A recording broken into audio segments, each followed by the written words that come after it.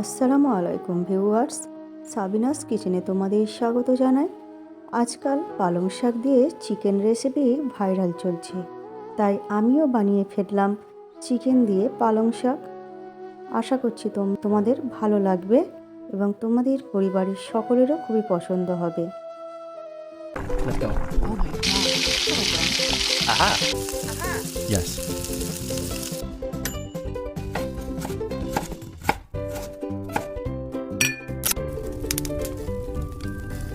Wow. Thank you. আমি কড়াইতে পানি ফুটতে দিয়েছি, তাতে পালং শাক ধুয়ে আমি দিয়ে দিচ্ছি। দিয়ে ভালো করে নেড়ে দেব। নেড়ে দিয়ে এরপর আমি ঢেকে সেদ্ধ হতে দেব। পালং শাক সেদ্ধ হয়ে গেছে, এরপর আমি পালং শাক ছেঁকে তুলে নেব। দেখো, পালং শাক ছেঁকে তুলে নিচ্ছি। এবার ঠান্ডা করে আমি পেস্ট বানিয়ে নেব। কড়াইতে সর্ষের তেল দিয়ে দিচ্ছি, দিয়ে ভালো করে গরম করে একটা তেজপাতা আর কয়েকটা গোটা গরম মশলা আমি দিয়ে দিচ্ছি। দিয়ে এবার লাল করে ভেজে নেব। 1 চামচ গোটা জিরে দিয়ে দিচ্ছি। সব কিছু যখন লাল হয়ে যাবে তখন দুটো পেঁয়াজ আমি কুচি করে দিয়ে দিচ্ছি। পেঁয়াজ কুচি আমি লাল করে ভেজে নেব। ভেজে নিয়ে 2 চামচ আদা রসুন বাটা দিয়ে দিলাম। আদা রসুন বাটা দিয়ে আমি কিছুক্ষণ ভেজে নেব।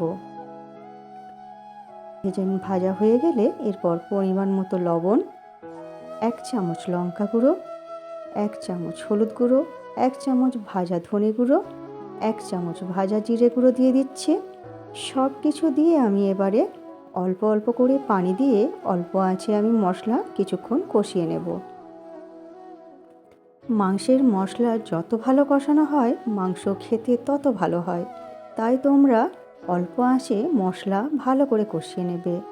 এরপর আমি দুটো মাঝারি সাইজের টমেটো কুচি করে দিয়ে দেব। সব কিছু দিয়ে মশলা আমি ভালো করে কষিয়ে নেব। এখানে আমি গরম মশলা দিয়েছি 1/2 চামচ, সেটা দেখানো হয়নি, তোমরা অ্যাডজাস্ট করে নিও। এরপর আমি 2 চামচ কসুরি মেথি নিয়ে এইভাবে হাত দিয়ে ঘষে দিয়ে দেব। হাত দিয়ে ঘষে দিলে মেথির ফ্লেভারটা ভালো আসে। এরপর মশলা আমি ভালো করে কষিয়ে নিচ্ছি। কষানো হয়ে গেলে এরপর আমি এখানে 600 মাংস চিকেন আমি ভালো করে ধুয়ে পানি ঝরিয়ে এবার দিয়ে দেব। এইভাবে এবারে ভালো করে নেড়ে দেব। নেড়ে দিয়ে ঢেকে হতে দেব। কিছুক্ষণ পর ঢাকনা খুলে আবার আমি নেড়ে দেব। এই রান্নাটা আমি মিডিয়াম আঁচে একেবারে করে নেব। ঢাকনা দিয়ে কিছুক্ষণ কষিয়ে নিয়ে এরপর আমি 100 গ্রাম টক দই দিয়ে দিচ্ছি। টক দই দিয়ে আবার আমি কষিয়ে নেব। এই পালং শাক দিয়ে চিকেনের রেসিপিটা এত দারুণ হয় খেতে যে তোমরা একবার অবশ্যই বানিয়ে দেখো এইভাবে। আমি আমার মতো করে এই রেসিপিটা বানিয়ে তোমাদের সঙ্গে শেয়ার করলাম। যখন অনেকটা কষানো হয়ে যাবে পালং শাক পেস্টটা আমি দিয়ে দিচ্ছি। দিয়ে এরপর আবার আমি কষিয়ে নেব কিছুক্ষণ।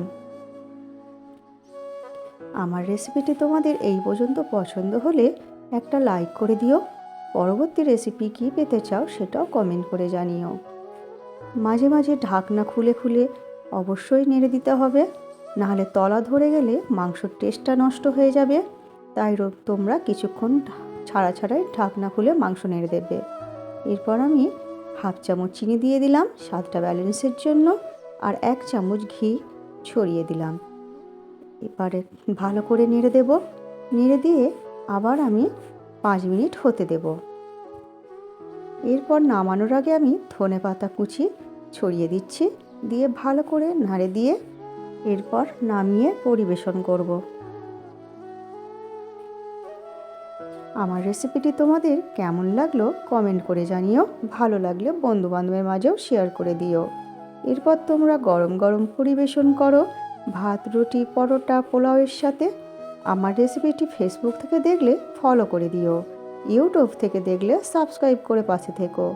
আমার রেসিপিটি শেষ পর্যন্ত দেখার জন্য তোমাদের অনেক অনেক ধন্যবাদ রইল।